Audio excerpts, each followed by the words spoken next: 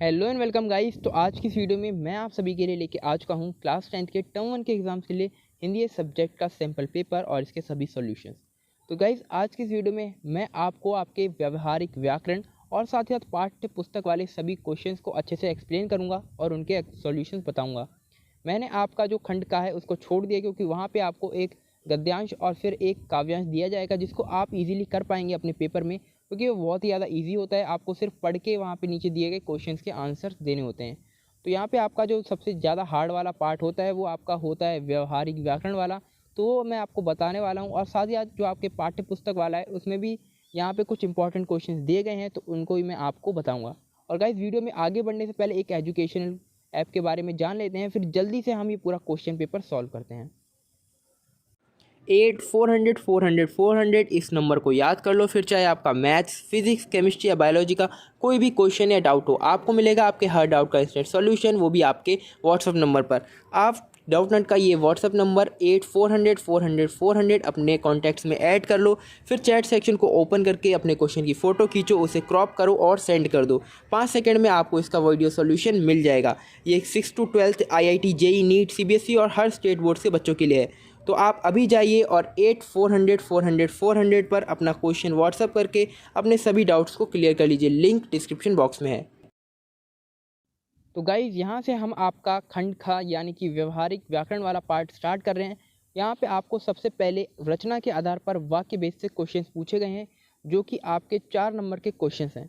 तो यहाँ पे आपको सबसे पहले एक क्वेश्चन पूछा गया है, दयाहीन व्यक्ति पशुओं से भी बदतर है। तो हमें यहाँ पे बताना है कि रचना के आधार पर इसमें कौन सा वाक्य भेद है। तो यहाँ पे हमारा आंसर होगा ऑप्शन नंबर का सरल वाक्य। और सरल वाक्य इसलिए होगा क्योंकि यहाँ पे एक ही सेंटेंस दिया गया है और जब भी किसी भी सेंटेंस में किसी भी वाक्य में सिर्फ एक ही बात कही जाती है तो वो सरल वाक्य होता है। उसके बाद हमारा 22वां नंबर क्वेश्चन जहाँ पे हमें दिया गया है, यदि अकाल पड़ेगा तो जन धन की हानि होगी। और तो यहाँ पे आप सभी लोग ये क्लियरली देख सकते हैं कि आपको यहाँ पे 2 वाक्य दे रखे हैं। पहला है यदि अकाल पड़ेगा, उसके बाद है जन धन की हानि होगी। तो जहाँ भी हमें 2 वाक्य दिए गए होते हैं वहीं पर हमारा संयुक्त वाक्य या फिर मिश्र वाक्य हो सकता है। और जब भी आपका एक वाक्य दूसरे वाक्य पे आश्रित होता है यानी कि डिपेंडेंट होता है तो वहाँ पे आपका मिश्र वाक्य आता है। क्योंकि यहाँ पे आप सभी लोग देख सकते हैं यदि अकाल पड़ेगा तभी तो जनधन की हानि होगी। तो यहाँ पे हमारा एक वाक्य दूसरे वाक्य पे आश्रित है, इसीलिए हमारे यहाँ पे आंसर होगा ऑप्शन नंबर का मिश्र वाक्य।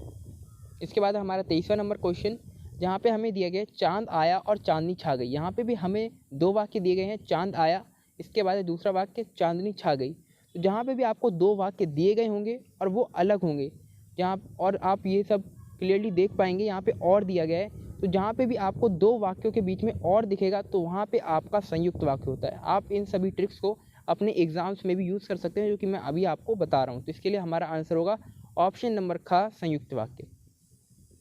इसके बाद हमारा 24वां नंबर क्वेश्चन जहाँ पे हमें दिया गया है, चोर ने अपने बचाव का कोई उपाय नहीं देखा। इसको हमें मिश्र वाक्य में बदलना है। तो मिश्र वाक्य हमारा वो होता है जिसमें हमारा एक वाक्य दूसरे वाक्य पे आश्रित होता है। तो यहाँ पे हमें इसको ऐसे बनाना है कि एक 2 वाक्य बन जाएं और वो इसमें एक वाक्य दूसरे वाक्य पे आश्रित हो। तो हमें इन चारों ऑप्शन में से ऐसा सिर्फ ऑप्शन नंबर खा मिल रहा है जो कि चोर ने देखा कि उसके बचाव का कोई उपाय नहीं है। तो हमारा पहला वाक्य होगा चोर ने देखा और इसके बाद जो इसका दूसरा वाक्य है वो होगा इस उसके बचाव का कोई उपाय नहीं है। और आप सभी लोग ये देख सकते हैं कि जो दूसरा वाला वाक्य है वो पहले वाले वाक्य पे डिपेंडेंट है, उस पर आश्रित है। इसके बाद हमारा 25वां नंबर क्वेश्चन, वह हमारा मित्र है जो भाषण कर रहा है। तो हमें यहाँ पे बताना है कि रेखांकित उपवाक्य में का भेद लिखिए। तो यहाँ पे इसका भेद क्या है, आप सभी लोग देख सकते हैं वह हमारा मित्र है। तो यहाँ पे संज्ञा की बात हो रही है, ठीक है, वहाँ पे मित्र की बात हो रही है, संज्ञा की बात हो रही है। तो इसीलिए हमारा इसका आंसर होगा ऑप्शन नंबर का संज्ञा उपवाक्य। यदि यहाँ पे किसी विशेषण के बारे में बताया होता या फिर कोई विशेषण का उपयोग हुआ होता तो यहाँ पे हमारा ऑप्शन खा या फिर गा होता, लेकिन यहाँ पे क्योंकि एक संज्ञा की बात की जा रही है वो जो है मित्र, तो इसीलिए हमारा आंसर ऑप्शन नंबर का आया है।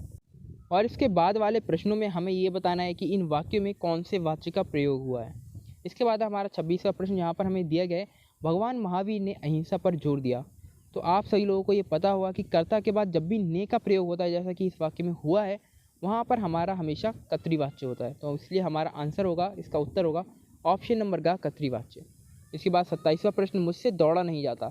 आप दोस्तों इस बात का ध्यान रखिएगा कि जब भी नहीं जाता किसी भी वाक्य के लास्ट में आता है, जैसे कि मुझसे खाया नहीं जाता, दौड़ा नहीं जाता, खेला नहीं जाता, तो वहाँ पर हमेशा हमारा भाववाच्य होता है। तो इसीलिए इसका आंसर होगा ऑप्शन नंबर ख, भाववाच्य। इसके बाद है 28वां नंबर प्रश्न, शिक्षक द्वारा पढ़ाया जा रहा है। इसमें हम सभी लोग देख सकते हैं कि कर्ता के बाद द्वारा आया है, और जब भी कर्ता के बाद द्वारा आता है तो हमारा कर्मवाच्य का प्रयोग होता है उस वाक्य में, इसीलिए इसका आंसर होगा ऑप्शन नंबर का कर्मवाच्य।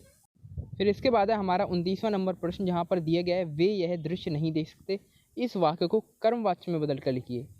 तो हमें इस पूरे वाक्य को कर्मवाच्य में बदलना है, तो इसमें हमें से या द्वारा लगाना पड़ेगा उसके बाद, ठीक है। तो यहाँ पे हमारा आप सभी लोग देख सकते हैं चारों ऑप्शन में सिर्फ घ वाले ऑप्शन में दिया गया है उनसे, तो जिसमें भी कर्ता के बाद से या द्वारा आता है तो वहाँ पर हमारा कर्मवाच्य होता है, तो इसीलिए हमारा ऑप्शन नंबर घ सही है।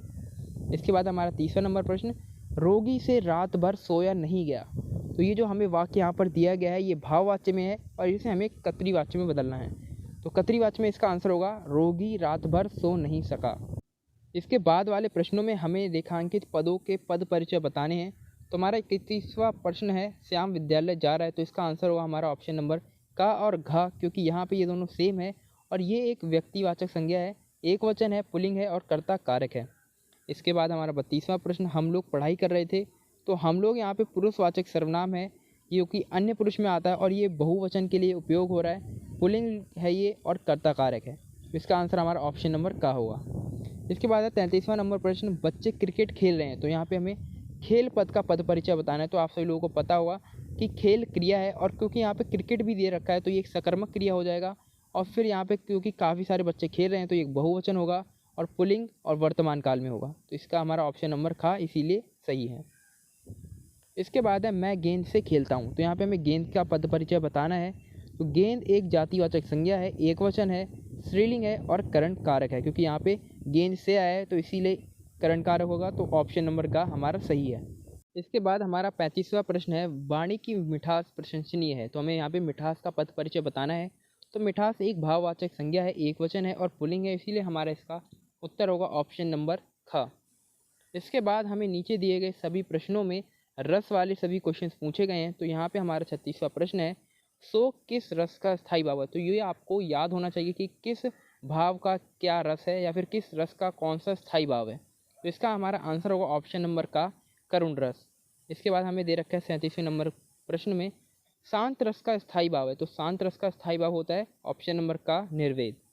इसके बाद है 38वां नंबर क्वेश्चन, रसराज कहा जाता है। तो रसराज आप सभी को ये अच्छे से पता होना चाहिए कि ये वाला प्रश्न हर बार आता ही आता है, क्योंकि ये ऑप्शन नंबर ख, श्रृंगार रस को रसराज कहा जाता है। इसके बाद है हमारा 39 नंबर यानी कि 39वां नंबर प्रश्न, हा हा भारत दुर्दशा देखी न जाई में रस है। तो हमें यहाँ पे बताना है कि इस वाक्य में कौन सा रस है। तो क्योंकि यहाँ पे हा आया है, यानी कि यहाँ पे हास्य रस है, क्योंकि यहाँ पे हंसा जा रहा है, इसीलिए हमारा ऑप्शन नंबर ख सही है। इसके बाद है हमारा 40वां नंबर प्रश्न, जो कि है रे नृप बालक कालबस बोलत तो ही न समार। ये वाक्य परशुराम ने बहुत ही क्रोध में लक्ष्मण से बोला था, और जहाँ पर भी क्रोध या गुस्सा होता है वहाँ पे हमारा रौद्र रस होता है, इसीलिए इसका आंसर होगा ऑप्शन नंबर का रौद्र रस। इसके बाद है हमारा खंड ग, जहाँ पे हमें पाठ्य पुस्तक यानी कि आपकी बुक्स में से सभी क्वेश्चंस दिए गए हैं। तो यहाँ पे पहले आपको एक गद्यांश दिया गया है आपकी नेताजी का चश्मा पाठ से, तो आप इसको वीडियो को पॉज करके पढ़ सकते हैं, और यहाँ पे फिर मैं इन सभी क्वेश्चन के आंसर आपको बता देता हूँ।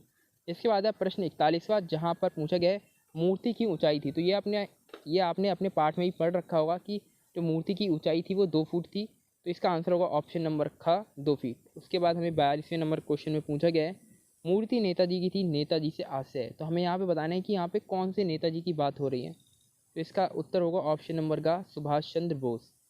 उसके बाद 43वां नंबर प्रश्न, हालदार साहब को मूर्ति के लिए कौन सी बात खटकती थी। तो हालदार साहब को मूर्ति के बारे में कौन सी बात खटकती थी। इसका आंसर होगा हमारा ऑप्शन नंबर घ, मूर्ति पर संगमरमर का चश्मा नहीं होना। क्योंकि संगमरमर की मूर्ति थी और लेकिन उसमें चश्मा रियल था, लेकिन संगमरमर का चश्मा नहीं था, इसीलिए ये बात हालदार साहब को खटकती थी। इसके बाद हमारा 44वां नंबर प्रश्न, यहाँ पे हमें दिया गया मूर्ति को देखते ही हालदार साहब को क्या याद आने लगता था। तो ये हमें आपके पाठ में क्लियरली बताया गया है कि जब भी वो उस मूर्ति को देखते थे तो उनको दिल्ली चलो और तुम मुझे खून दो ऐसे शब्द या फिर ऐसी लाइनें याद आने लगती थी। इसके बाद हमारा 45वां नंबर प्रश्न, जो कि है मूर्ति पत्थर की थी लेकिन चश्मा रियल, इस पर हालदार साहब की क्या प्रतिक्रिया थी। तो मूर्ति आप पत्थर की थी लेकिन चश्मा रियल था, तो इससे हवलदार साहब काफ़ी ज़्यादा अचंभित थे, तो इसलिए हमारा ऑप्शन नंबर ग सही होगा। और इसके बाद वाले ये प्रश्न आपको बाल गोविंद भगत वाले चैप्टर से पूछे गए हैं। तो आपका 46वां नंबर प्रश्न है, बाल गोविंद भगत ने अपने बेटे का अंतिम संस्कार किससे करवाया था? तो बाल गोविंद भगत ने अपने बेटे का संस्कार अपनी बहू से करवाया था, इसीलिए इसका आंसर होगा ऑप्शन नंबर का बहू से।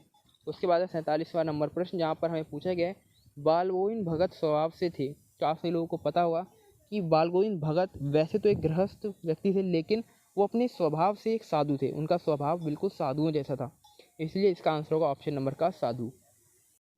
इसके बाद हमें आपकी बुक से एक पद्यांश दिया गया है और फिर उससे रिलेटेड कुछ प्रश्न भी पूछे गए हैं। तो हमारा 48वां नंबर प्रश्न है, सहस्त्रबाहु किनका शत्रु था? तो आप सभी को पता होगा कि सहस्त्रबाहु परशुराम का शत्रु था, इसलिए हमारा आंसर होगा ऑप्शन नंबर का परशुराम का। इसके बाद है 49वां नंबर प्रश्न, सो बिलगाऊ बिहाई समाजा किसकी उक्ति है? तो ये वाक्य, ये लाइन किसने कही थी? तो ये बोला था परशुराम ने, इसीलिए हमारा आंसर होगा ऑप्शन नंबर का परशुराम ऋषि की। इसके बाद है 50वां नंबर प्रश्न, शिव का धनुष किसके द्वारा तोड़ा गया था?